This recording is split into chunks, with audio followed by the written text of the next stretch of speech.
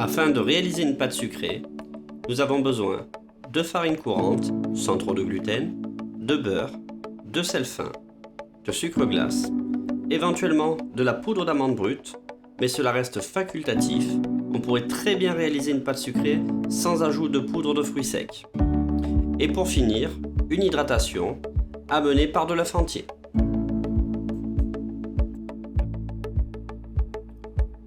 La première étape de la fabrication de la pâte va se faire selon la méthode par sablage, c'est-à-dire en travaillant uniquement deux produits, la farine et le beurre, du bout des doigts.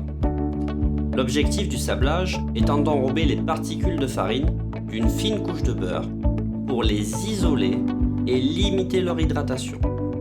En effet, la farine contient en outre une protéine qui s'appelle le gluten qui s'active en présence d'eau et à la suite d'un travail mécanique.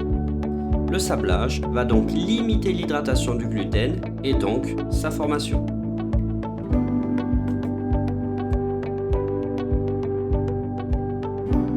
C'est la raison pour laquelle il est d'usage d'utiliser une farine sans trop de force pour la confection des pâtes sucrées.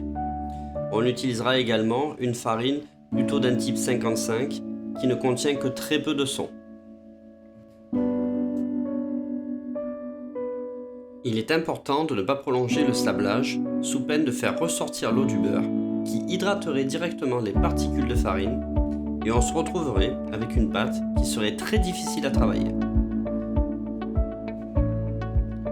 Une fois l'étape de sablage réalisée, on peut donc ajouter le sucre glace qui peut être préalablement tamisé, le sel fin et la poudre d'amande brute qui reste encore une fois facultative mais qui apporte une certaine typicité, une rusticité à la pâte.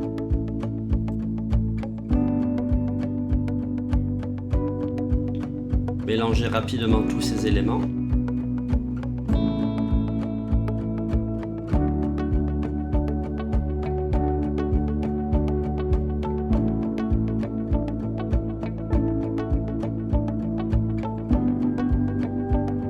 Réalisez un puits au centre de la calotte, un puits qu'on peut appeler également une fontaine, et intégrer l'œuf entier à l'intérieur de la préparation.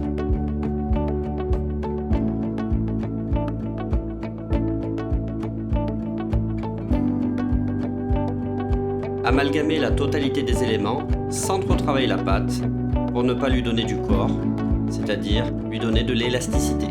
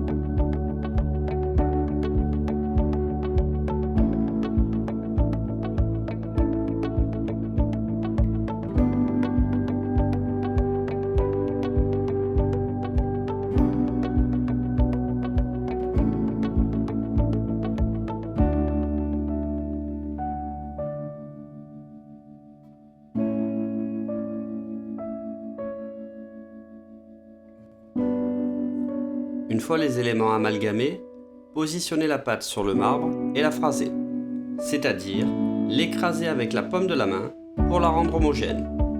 Attention toutefois à limiter le phrasage qui peut générer du corps dans la pâte.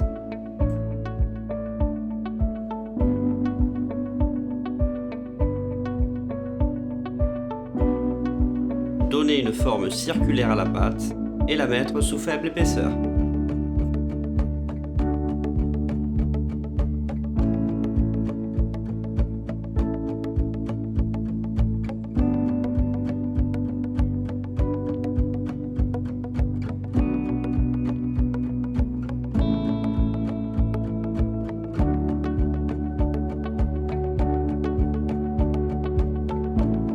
Conditionnez la pâte en la filmant au contact et entreposez-la au frais pour la raffermir et pour qu'elle effectue un repos nécessaire afin que la pâte ne se rétracte pas ou peu.